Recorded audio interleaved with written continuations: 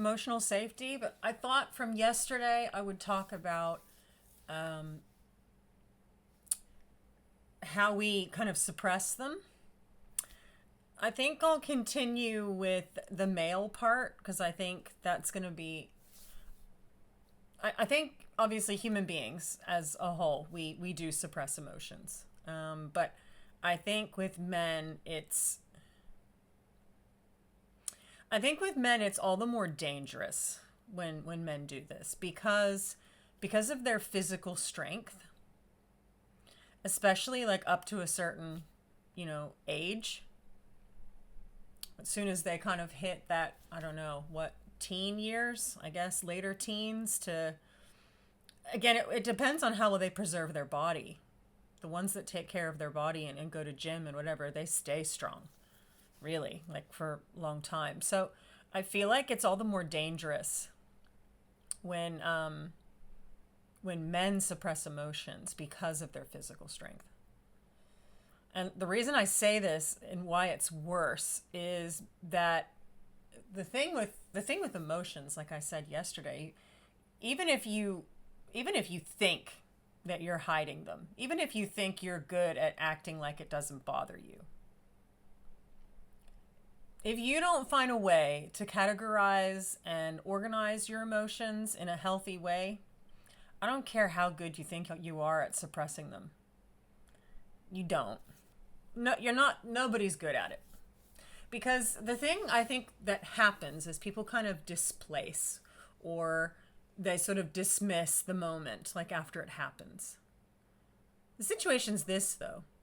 As soon as you have any kind of confrontation with another human being, and let's face it, you're going to have that.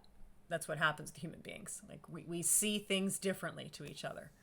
And again, in astrology, you can see that because there's different placements in terms of the third house, Mercury, these kinds of things. And again, there's aspects to different planets, and that creates a different influence. So everybody's going to be a little different in this way. There are definitely people who are compatible in the way that they communicate, and then there's people who are not. So again, and this is particularly, it's become like a conditioned kind of response when you think about like men and women in dating situations. This is where I think it's the most dangerous too, where it can be very dangerous for definitely for the women involved. This is where I think DV and all this stuff kind of branches from. This is my personal, based on research I've done, based on patterns I've noticed. I've known a lot of people who've been through this, and it's very obvious to me. Obviously, there's it's more complex than just this point, but whatever they were raised with, whatever. But I think a big part of it comes down to it is human, or not even. I mean, animals feel emotions too. So it is a sentient being thing to feel emotions. It is not just a female thing. It is not the female brain that is emotional. Any being that has a brain and a central nervous system, which of course is human and animal, has emotions and reacts in an emotional way. And again, it depends on how well you actually deal with your emotions. How well do you deal with things when they happen? How well do you categorize? How well do you organize? How well do you work through these things? How seamlessly? Because if you don't and you choose not to, like I said, it's pretty standard. You're either going to have some kind of a defensive reaction, especially when it comes to males, or like shutting down. And in most cases, it's defensiveness, especially with like the woman they're dating. And that's why it can be so dangerous. It depends a lot on, again, what that male was raised with. Like, what way was he trained to suppress his emotions?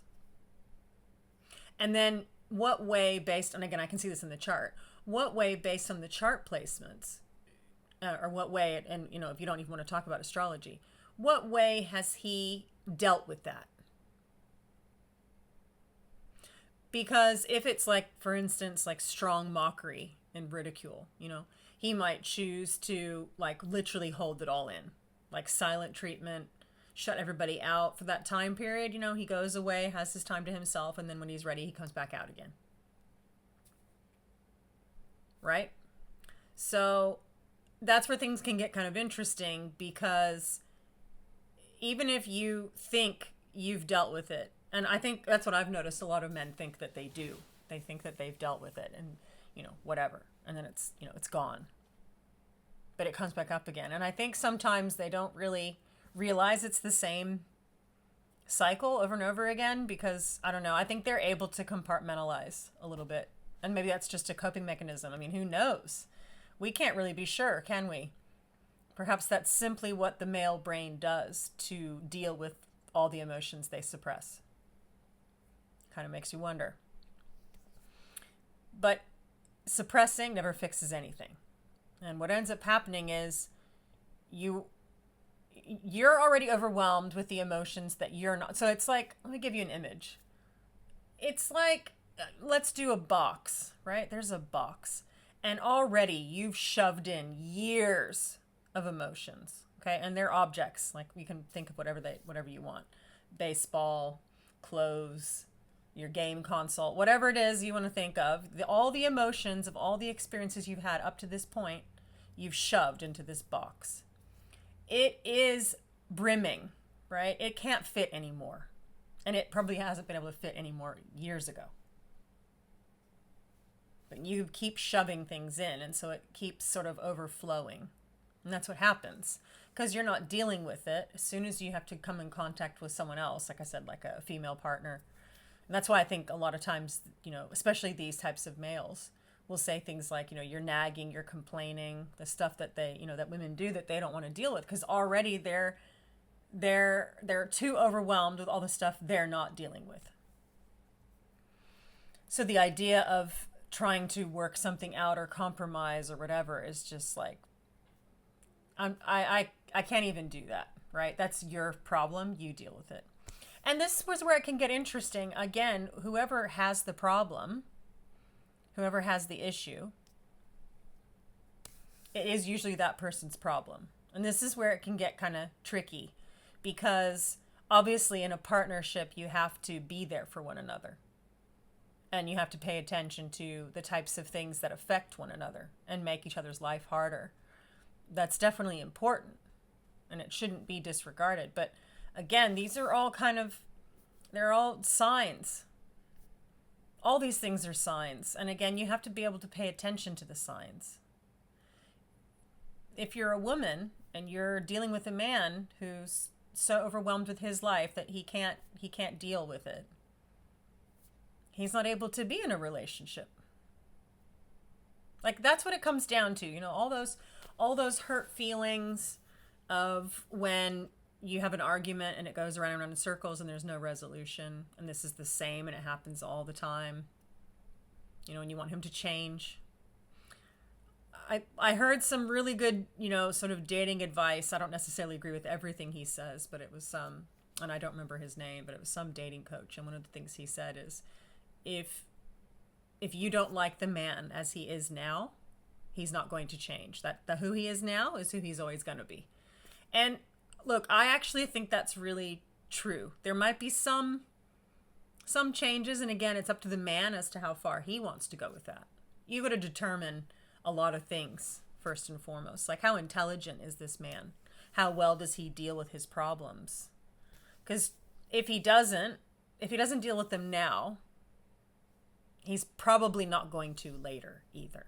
So this idea of, and this is where it can get tricky, because I think women can see not just the potential, but who the person really, especially if they like that man, who he really is and who he could become with a little bit of effort. But again, it isn't up to you to fix him or to save him. He has to make that decision for himself as to whether or not he's going to do it. That's not your responsibility. And this can be tricky, because I think when it's with the right man, and I mean, I don't want to have this whole Mr. Right Man for you situation, but when you're with a man who's compatible with you, It's not a big deal. Again, nobody's perfect. We all have our things, and again, in life, a lot of us have a lot of stresses to deal with, life and whatever, and so of course it can happen. But if you're dealing with a man who suppresses literally everything and doesn't deal with it, I promise you, he's probably not going to change. And if he does, I mean, it might not be enough. And I think that's something to think about, if you happen to be a man who's watching. A big thing with men is, and this is something I've seen before, there might be a type of woman that he meets, and then he wants to make improvements. You know what I mean? Like, that woman is like his muse. She inspires him to be better. That's something you can work with. If he shows signs of wanting to do everything for you, and I don't mean you should take advantage of that. You shouldn't. But you need to pay attention. Does he show those signs? If he doesn't, it's not gonna go well. I just think it seems to work better when the man wants to do what he can to make the woman happy. It seems like that's how it has to be. And I think, again, if they're willing to do that work, they're willing to work on it. And that's the tricky part, is because our society does not sort of encourage men to face things. A lot of it comes down to, if you want to be with a man, there has to be some level of you being the one he wants to work on that with, and then you being his safe space, him being your safe space, but in different ways. And this is what I mean by the emotional safety part. Women need that, all three areas, so emotional, mental, and physical safety, in order for us to fully connect to a man, be all in, wanting to do the intimate stuff as well as everything else. Those three have to be working in the way that helps that particular, because every woman's different, that particular woman to feel safe in order for her to be able to engage in the entire relationship. So again, you have to have that compatibility. On the flip side, like I said, I don't think men have to worry so much with the physical, but the mental and emotional, yeah. And again, a lot of them have a lot of hurdles to get over. Depends on the man, depends on how willing he is to do the work, depends on his maturity level, depends on a lot of things. But I guarantee you, if this is a man who has strategically been repressing or suppressing his emotions his whole life, and that's what he does to deal but not deal with problems, I guarantee you it's going to be a problem in your relationship. So it's worth finding that out, both if you're a man watching or if you're a woman. You have to pay attention. If you're the type of man who does that, I recommend you go in and start doing some research. Start practicing how you can slowly start to deal with how you feel, because it doesn't go away. And it will ruin your life. It will ruin your relationships. It will ruin everything for you if you don't find a way to understand, accept, and find peace with how you feel and your emotions. Because understand this, it does not make you weak to feel emotions. It makes you a sentient being. All sentient beings feel emotion. All of us. So you have to find your way to find some peace with that, and to disconnect from males and females who act like that's not something to be respected.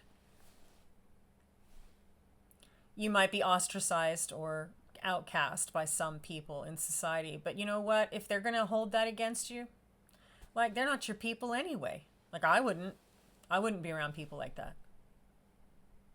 Does that make me weak? No. Just like it doesn't make you weak either. It's what you feel. And you know what? You're allowed to feel what you feel. That's how it works. It's not up to anybody else. And if you're with someone where it's an inconvenience, well, that should tell you everything you need to know. That's not your person. Those aren't your people. And that's the same with male and female. I don't care.